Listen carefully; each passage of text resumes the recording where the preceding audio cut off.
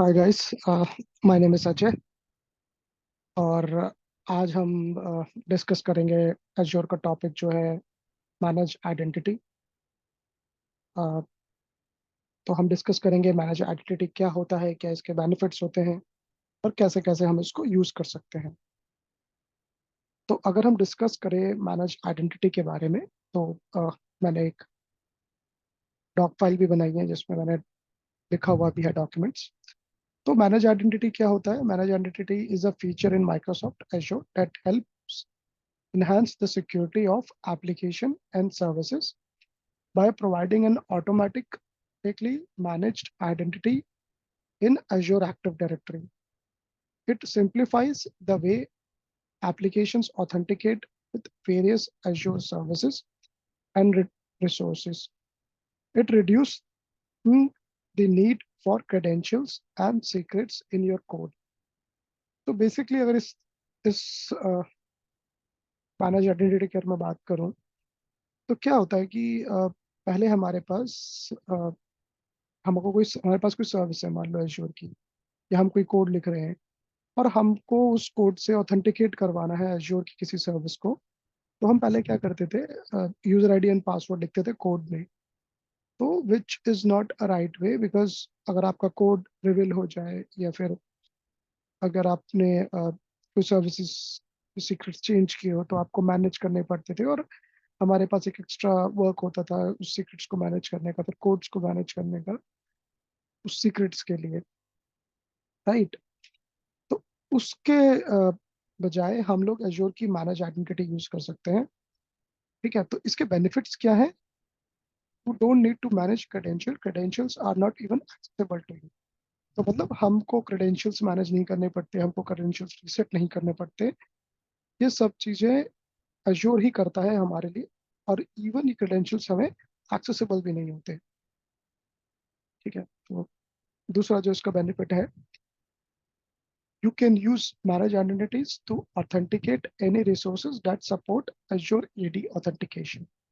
मतलब manage identity से हम सारी Azure की सर्विसेज सपोर्ट ऑथेंटिकेट कर सकते हैं, जो सर्विसेज Azure ऑथेंटिकेशन के Azure AD ऑथेंटिकेशन को यूज करती है। हम डीपली देखेंगे कौन कौन सी Azure की सर्विसेज जो ऑथेंटिकेट कर सकते हैं हम। और मैनेज आइडेंटिटी का कोई एक्स्ट्रा कॉस्ट भी नहीं है, मतलब it's a free of cost service. You don't need to pay for manage identity. ठीक है, तो बेसिकली दो तरीके की मैनेज आइडेंटिटी होती है एश्योर में। एक होती है सिस्टम मैनेज आइडेंटिटी और एक होती है यूजर मैनेज आइडेंटिटी। ठीक है, तो इनका अगर मैं डिफरेंस स्टेट करूँ कि इन दोनों में डिफरेंस क्या होती है और कौन सी बेटर होती है, तो इट्स डिपेंड आपका यूज केस कैसा है, और उसके हिसाब से आप मैनेज आइडेंटिटी सेलेक्ट कर सकते हैं, system identity, system assigned identity और फिर यूजर मैनेज आइडेंटिटी। ठीक है, तो अगर इसकी प्रॉपर्टी की बात करूँ, क्रिएशन कीज, तो सिस्टम असाइंड आइडेंटिटी जो है, it's created as a part of Azure resources, for example virtual machines, Azure app.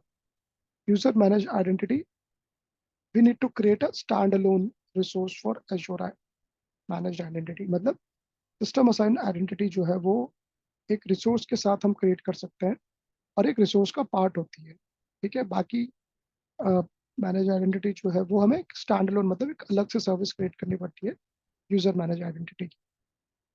ठीक है, अगर मैं वो आपको डायग्राम में दिखाऊं, तो अ, देखिए ये सिस्टम असाइंड मैनेज आइडेंटिटी है। इसमें ये जो पार्ट है आइडेंटिटी का, ये हम एज्योर की सर्विस जैसे एडीएफ के साथ मैंने क्रिएट करी है, तो इसके साथ हम क्रिएट कर सकते हैं और ये इसके साथ टाई अप रहती है। ठीक है, इस केस में ये जो एडीएफ की सर्विस है वो ऑथेंटिकेट करना चाहिए एज्योर स्टोरेज अकाउंट को through by man system assigned identity. ठीक है, और यूजर असाइंड आइडेंटिटी में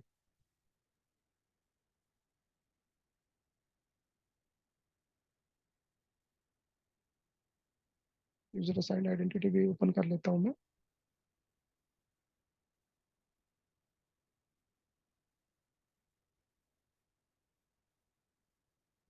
ठीक है, ये है यूजर असाइंड आइडेंटिटी का एग्जांपल। यूजर असाइंड आइडेंटिटी में हम एक रिसोर्स को सेपरेटली क्रिएट करते हैं और उसी के थ्रू उसी रिसोर्स यूजर असाइंड आइडेंटिटी को हम शेयर करते हैं अदर रिसोर्सेज, जैसे ADF1, ADF2, ADF3 के साथ मैंने सेम यूजर असाइंड आइडेंटिटी को शेयर किया हुआ है, और ये सभी एक्सेस कर रहे हैं एजूर स्टोरेज अकाउंट को। तो दोबारा से मैं डॉक्यूमेंट पे आता हूँ। ठीक है, तो ये इसका क्रिएशन प्रोसेस है। लाइफ साइकिल इसकी क्या है? Shared life cycles, shared life cycle with Azure resource that the managed identity is created with. When the parent resource is deleted, the managed identity is deleted as well. यह है system assign managed identity, मतलब कि system assign manage identity जो है वो resource के साथ ही create होती है। ठीक है, मतलब रिसोर्स के साथ आप उसको लाइफ साइकिल को ऐड कर सकते हैं, मतलब लाइफ साइकिल की रिसोर्स के साथ ऐड होती है, मीन्स कि जब वो रिसोर्स डिलीट होगा तो उसकी जो सिस्टम असाइन आइडेंटिटी है वो भी डिलीट हो जाएगी। और यूजर मैनेज आइडेंटिटी में जो उसकी लाइफ साइकिल रिसोर्स की वो इंडिपेंडेंटली मैनेज होती है। फॉर एग्जांपल इस केस में ये यूजर असाइन मैनेजमेंट का आइडेंटिटी का डायग्राम है। अगर ADF डिलीट होता है तो उसके वजह से ये मैनेज आइडेंटिटी डिलीट नहीं होगी, तो यूजर असाइंड है, क्योंकि ये अलग दूसरे रिसोर्सेज के साथ भी एडेड है, राइट। बट अगर मैं बात करूँ सिस्टम असाइंड आइडेंटिटी की, तो सिस्टम असाइंड मैनेज आइडेंटिटी के साथ जो ADF की सर्विस इंक्लूड है, मैनेजमेंट ये सर्विस, ये भी डिलीट हो जाएगी जैसे ही हमारा ADF भी डिलीट होता है। तो बाकी ADF जो है वो अलग अलग मैनेज आइडेंटिटी यूज करेंगे स्टोरेज अकाउंट को ऑथेंटिकेट करने के लिए। ठीक है, sharing across azure resources, system assigned identity can not be shared, it can only be associated with a single azure resources. मतलब जो ये आइडेंटिटी है सिस्टम असाइंड आइडेंटिटी, वो हमारी किसी और रिसोर्स के साथ शेयर नहीं होती। जैसे ये सिस्टम असाइंड आइडेंटिटी है एक वन, ये हमारी किसी और के साथ शेयर नहीं हुई है, राइट। ये हमारी किसी और के साथ शेयर नहीं है, ये इंडिविजुअल असाइन है सिर्फ इसके साथ, अकाउंट के साथ। बाकी अगर मैं बात करूँ इस वाले केस में, तो ADF की जो यूजर असाइन आइडेंटिटी है ये शेयर्ड है सेम आइडेंटिटी ADF1 के साथ, ADF2 के साथ और ADF3 के साथ भी। Same this can be user assign management identity can be shared with multiple resources. तो कॉमन यूज केस अगर मैं बात करूँ इनके लिए क्या होता है, दोनों आइडेंटिटी को यूज करने के लिए, workload contain with a single azure resource, workload needing independent identities, for example application that runs on a single virtual machine। मतलब कि अगर हमारे पास कोई ऐसा रिसोर्स है और ऐसा वर्कलोड है जो सिंगल एज्योर रिसोर्स है, और उसको इंडिपेंडेंटली आइडेंटिटी चाहिए हमारे किसी एप्लीकेशन को एक्सेस करने के लिए, इस केस में वर्चुअल मशीन एक एग्जांपल है। दूसरा यूजर असाइन मैनेजमेंट की आइडेंटिटी की अगर मैं बात करूँ तो उसके लिए यूज केस है मतलब workloads that run on multiple resources and can share a single identity, workloads needing a pre-authorization to resource your resource as a part of provisioning flow. The cycle frequently, but permission would stay consistent. For example, workload where multiple the same resource, मतलब कि जैसे इस case में अगर मैं बात करूं तो आ, हमारा जो केस है यूजर मैनेज आइडेंटिटी के साथ, इसमें हमारे मल्टीपल रिसोर्स होंगे जो सेम एक्सेस शेयर करेंगे एक दूसरे के साथ। जैसे इस केस में जो स्टोरेज अकाउंट को उनको एक्सेस चाहिए, तो सारे मशीन्स को एक्सेस चाहिए, बट मशीन्स फ्रीक्वेंटली डिलीट हो सकती है या फिर नई ADF अकाउंट क्रिएट हो सकते हैं, बट एक्सेस सबका सिमिलर रहेगा, सबका एक पर्पस रहेगा कि वो स्टोरेज अकाउंट से डेटा को फेच कर सकें। ओके, तो विल नाउ हम इसको प्रैक्टिकल करके देखते हैं कि हम किस तरीके से इसको एक्वायर कर पाएंगे। तो मैंने स्टोरेज अकाउंट बना रखा है पहले से ही, TF स्टोरेज ADDS नाम से। इसमें ऑलरेडी कंटेनर भी है, कंटेनर भी क्रिएट किया हुआ है PF फाइल्स नाम से, और इसके अंदर मैंने दो फाइल्स रखी हुई भी है। ठीक है, तो मैं एक डेटा फैक्ट्री को क्रिएट कर लेता हूँ। इसको मैं नाम दे देता हूँ RGADF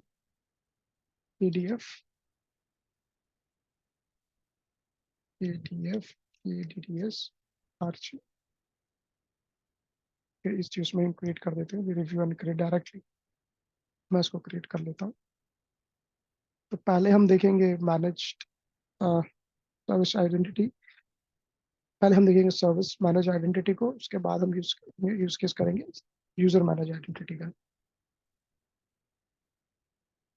वी कैन वेट तब तक की सर्विस क्रिएट हो रही है डेटा फैक्ट्री की।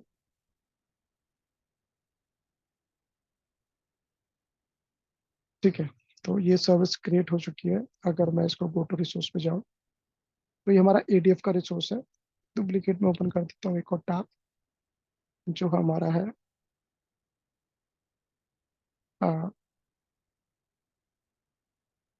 Storage account. ये हमें एक्सेस करना है, के अंदर ये कंटेनर्स हमें एक्सेस, ये हमें कनेक्ट करना है कंटेनर के साथ। तो नाउ अगर मैं एडीएफ में जाऊँ, तो अगर मैं मैनेज आइडेंटिटीज में देखूँ इस एडीएफ अकाउंट की, तो मैं देखूंगा system assign manage identity already on है। यहाँ से हम असाइन करते हैं सिस्टम असाइन मैनेज और यूजर असाइन आइडेंटिटी। तो अगर अभी मैं देखूं, पहले मैं इसको ऑफ कर देता हूँ चाहे तो we can clear from the beginning. ठीक है, मैं आपको फर्क दिखाना चाहता हूँ कि अ, कैसे हम इसको यूज कर सकते हैं और कैसे नहीं। अगर मैं इसको देखूँ एडीएफ में भी यूज, पोर्टल भी ओपन कर लेता हूँ। एक्टिव डायरेक्टरी का नाम, एज्योर एक्टिव डायरेक्टरी का नाम चेंज हो चुका है वैसे भी। यस, इलेंट्रा यूज किया है मैंने, जो एक्टिव डायरेक्टरी,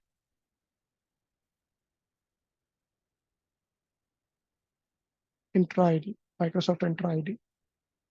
ठीक है, तो अगर मैं अभी देखूं, देखिए ये डेटा फैक्ट्री के नाम से, तो अभी कोई रिसोर्स नहीं है यहाँ पे। ठीक है, अब मैं क्या करता हूँ, पहले मैं आपको और श्योर करा देता हूँ, दिखा देता हूँ कि कैसे हम लोग एक्सेस करना चाहते हैं। तो अगर मैं अभी देखूँ एज्योर डेटा फैक्ट्री, तो हम स्टोरेज अकाउंट एक्सेस करते हैं, देखते हैं कि हमारा स्टोरेज अकाउंट एक्सेस होता है या नहीं। तो अगर मैं देखूँ स्टोरेज अकाउंट, क्लाउड स्टोरेज मुझे एक्सेस करना है। ठीक है, तो अभी मेरे पास एक्सेस करने के तरीके बहुत सारे हैं, जैसे अकाउंट की, service principal, user manage identity और सिस्टम मैनेज आइडेंटिटी। अगर मैं इसको एक्सेस करके देखूं अकाउंट की से, और देखिए अकाउंट की एक्सेस हो रहा है। ठीक है, अब अगर मैं देखूं सिस्टम मैनेज आइडेंटिटी, तो अभी मेरे पास सिस्टम मैनेज आइडेंटिटी कोई है नहीं यहाँ पर। ठीक है, जो सब्सक्रिप्शन में देखो तो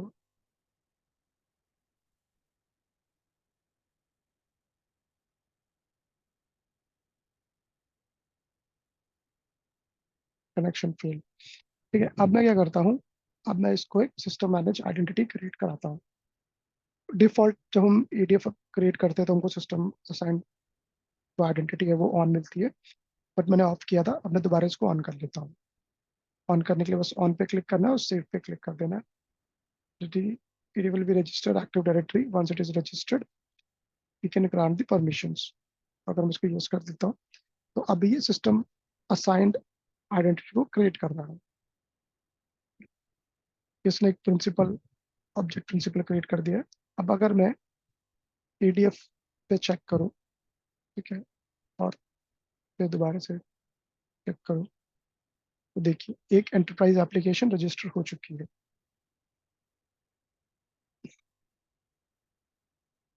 ठीक है, सॉरी।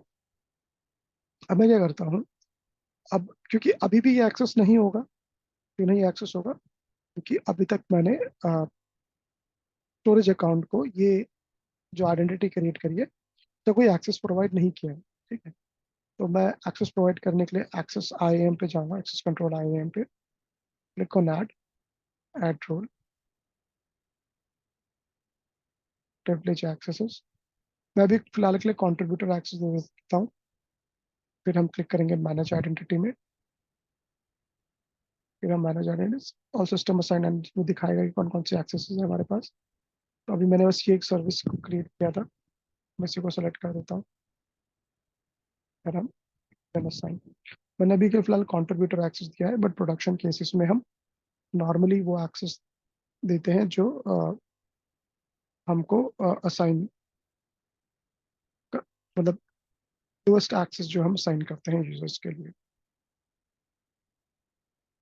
तो एड रोल फीचर्स हो चुका है। ठीक है, तो अभी अब हम चेक करते हैं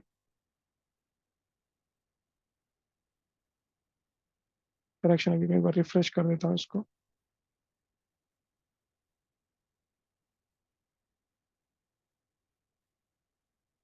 जो डेटा फैक्ट्री, अभी उसमें रोल असाइनमेंट देखो, उसको रोल असाइनमेंट पहले मिला भी है, कोई कंट्रीब्यूटर रोल मिल चुका है इसको। वैसे थोड़ा सा कभी कभार ये सर्विस थोड़ा सा टाइम लेती है, तो we can refresh it completely. Blob storage में दोबारा आते हैं। ठीक है, अकाउंट की जगह में system assign manage identity select कर लेता हूँ। सब्सक्रिप्शन, जो सब्सक्रिप्शन स्टोरेज अकाउंट काइंड।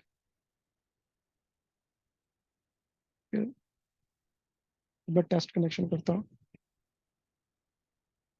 और देखा होगा कि यहाँ पे वैसे ये पहला जब का ऑब्जेक्ट स्टार्ट हो चुका है। ठीक है, अब ये क्रिएट भी कनेक्शन सक्सेसफुली आ चुका है यहाँ पर भी। ठीक है, तो मतलब ये जो आइडेंटिटी है, ये इस आइडेंटिटी के थ्रू मेरा ईडीएफ अकाउंट जो है वो एक्सेस कर पा रहा है एज्योर डेटा फैक्ट्री को या फिर स्टोरेज अकाउंट को। Now we can close it. और अब मैं एक यूजर अकाउंट यूजर अकाउंट नहीं, यूजर मैनेज आइडेंटिटी क्रिएट करते हैं। तो यूजर मैनेज आइडेंटिटी जो है वो एक सेपरेट रिसोर्स क्रिएट होती है। User managed identity, click manage identity पे को भी मैं सेम रिसोर्स को कर देता हूँ। तो रीडीएफ का मैं नाम लिख देता हूँ यूजर मैनेज्ड, यूजर एम आई, यूजर एम आई का नाम रख देते हैं हम। Let's go.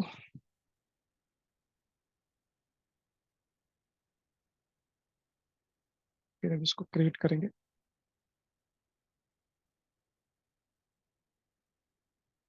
ठीक है,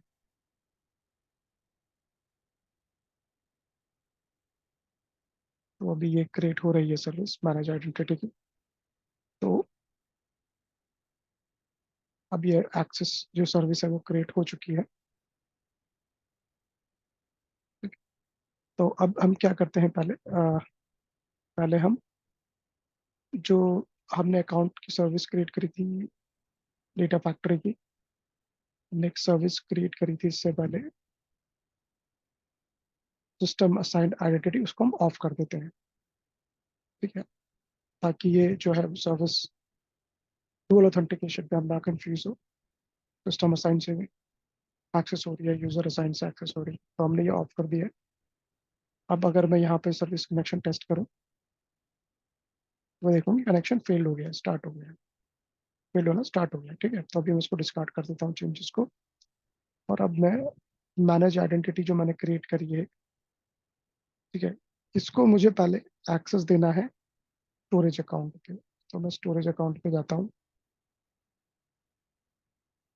ये मेरा स्टोरेज अकाउंट है।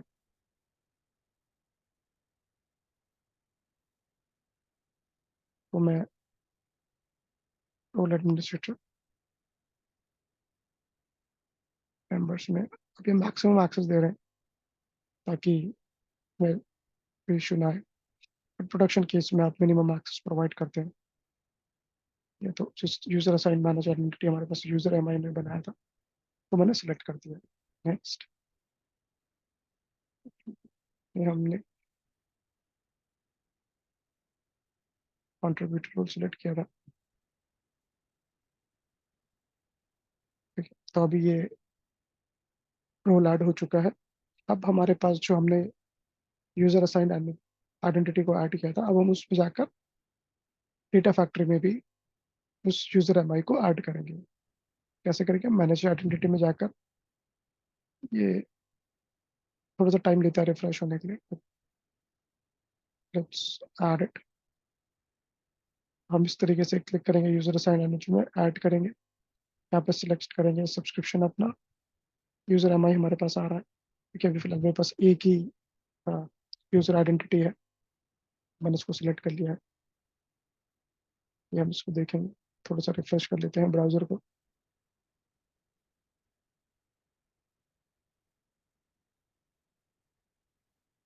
अब देखिए और दिखा रहा है, ये हमारे पास इस पर ऑथेंटिकेट हो चुका है, ऐड हो चुका है यहाँ पर। अब मैं जाता हूँ डेटा फैक्ट्री पे, क्लिक करता हूँ क्रिएट लिंक्ड रिसोर्स पे, स्टोरेज, ब्लॉब स्टोरेज करते हैं, क्लिक पे क्लिक। नाउ यहाँ से हम ऑथेंटिकेशन टाइप पे सेलेक्ट कर लेते हैं यूजर असाइंड मैनेज आइडेंटिटी। पिछली बार हमने सेलेक्ट किया था यूजर असाइंड मैनेज आइडेंटिटी, हम इस पर क्लिक करते हैं। ऑथेंटिक स्टोरेज अकाउंट का नेम हमने यही सिलेक्ट किया है, P2। क्रेडेंशियल्स हमें इसमें क्रेडेंशियल्स बनाने पड़ते हैं, हम न्यू क्रिएट करते हैं। अब ये यूजर एम आई क्रेडेंशियल्स टाइप कर देते हैं, इसमें क्रेडेंशियल का नाम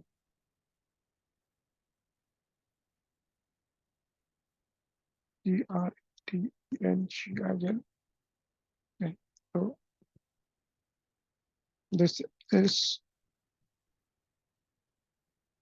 फॉर ऑथेंटिकेट UMI। ठीक है, हमने वो सिलेक्ट कर दिया यूजर टाइप। सब्सक्रिप्शन हमारा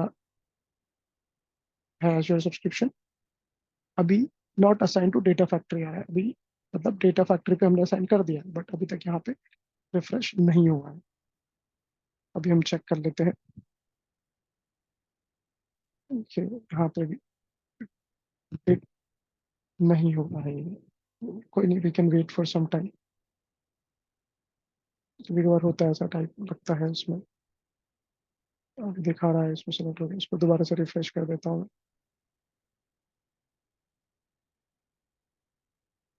तो एक बार रिफ्रेश कर देता हूँ उसको पूरा ADF डेटा फैक्ट्री को।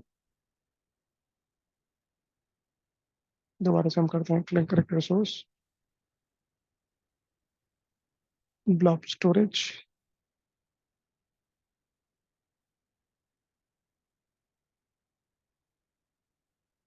हम टाइप को हम सिलेक्ट करते हैं यूजर आइडेंटिटी। सब्सक्रिप्शन पे ये, काउंट क्लिप में कॉन्टैक्ट, क्रेडेंशियल्स में न्यू, क्रेडेंशियल 1 ही सिलेक्ट कर देते हैं। सब्सक्रिप्शन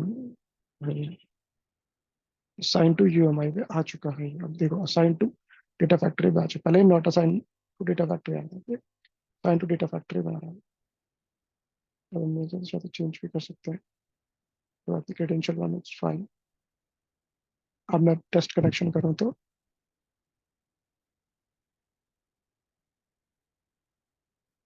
ठीक है, अभी सक्सेसफुली टेस्ट हो रहा है कनेक्शन, यानी कि अब मेरा ADF जो है, अ, जो मेरा ये ADF है, ये एक्सेस कर पा रहा है मेरे स्टोरेज अकाउंट को थ्रू इस मैनेज आइडेंटिटी से। ठीक है, तो अब मैं इस एक्सेस को कर पा रहा हूँ। अब मैं अगर आपको एक दूसरा सिनारी दिखाऊं, अब मैं एक स्टोरेज अकाउंट, एक और ADF क्रिएट करता हूँ।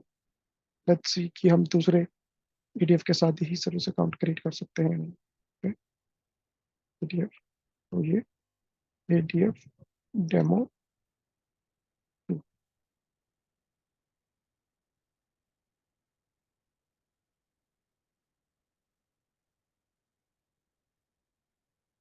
ये क्रिएट हो रहा है अकाउंट।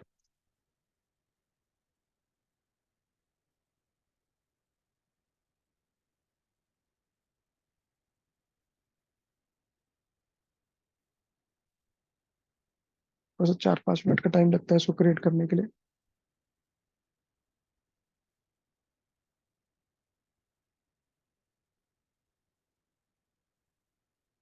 कह रहा है डेमो कोई ऑलरेडी यूज कर रहा है, कोई बात नहीं, दूसरा अकाउंट क्रिएट कर लेते हैं के नाम से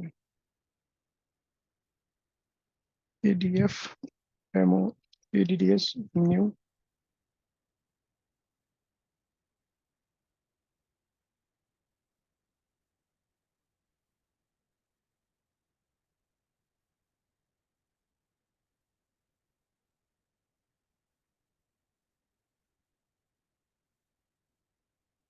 लेट्स सी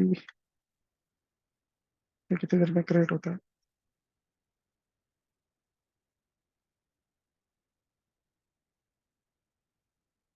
ओके, तो अभी क्रिएट हो चुका है। हम गो टू रिसोर्स करते हैं। दोबारा से अगर मैं मैनेज आइडेंटिटी देखूं तो सिस्टम असाइन हमारे पास ऑलरेडी क्लिक्ड है, ऑन है, तो हम इसको नहीं टच करेंगे। हम यूजर असाइन आइडेंटिटी पे अपनी यूएमआई यूजर एमआई को सिलेक्ट कर देंगे और ऐड कर देंगे। अभी जो है बस मैं दूसरे एडीएफ के साथ डेटा फैक्ट्री को यूजर एमआई को ऐड करना चाहता हूँ। उस यूजर एमआई पे ऑलरेडी यूजर आइडेंटिटी बस ऑलरेडी एक्सेस है जो स्टोरेज का। ठीक है, तो अभी हम टेस्ट करके देखते हैं कि सेम आइडेंटिटी हमारे दूसरे अकाउंट पे भी यूज होती है कि नहीं होती है।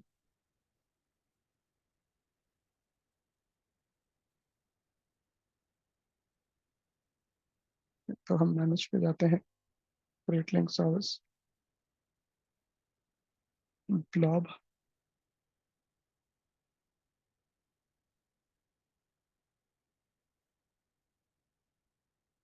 User, page view account, this one, credentials, new credentials, to कर देते हैं हम इसको, यूजर आइडेंटिटी, ठीक है, description, sign to data factory है ये, क्रिएट टेस्ट कनेक्शन। देख, अब इस केस में हमने अपनी सेकंड ईडीएफ को ऑथेंटिकेट कर लिया योर स्टोरेज अकाउंट के साथ। तो ये जो सिनेरियो है यूजर मैनेजमेंट का, इस केस में सेम आइडेंटिटी के पास, क्योंकि हमारे पास ऑलरेडी स्टोरेज का एक्सेस दिया हुआ था, तो हमें दोबारा से कोई एक्सेस देना नहीं पड़ा और ये सेम आइडेंटिटी हमारे सेम कॉन्फ़िगरेशन के साथ शेयर हुई है एडीएफ 2 के साथ। ऐसे हम 3 और अदर रिसोर्स को भी ऐड कर सकते हैं। तो ये था टॉपिक हमारा एज्योर मैनेज्ड आइडेंटिटी का। ठीक है, अभी के लिए इतना ही। अगर आप चाहते हैं कि कोई नेक्स्ट वीडियो भी कैसे टॉपिक पे शेयर किए तो you can provide that topic and I try to create a video on it. तब तक के लिए धन्यवाद। आज के लिए इतना ही।